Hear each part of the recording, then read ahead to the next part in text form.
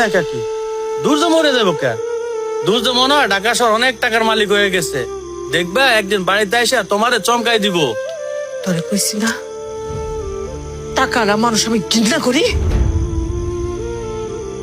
সে টাকা মানুষের সুখ কেড়ে নেয়, সংসার ভেঙে দেয়, মায়ের বুক খালি করে নিয়ে যায়।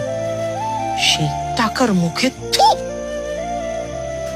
আর দুর্জয়ের কথা কইতেছস?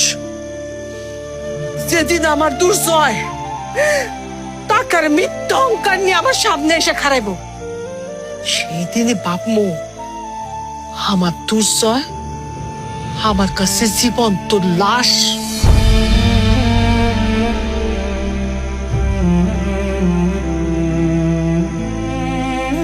ঠিক আছে কাকি, আমি আসি আজকে।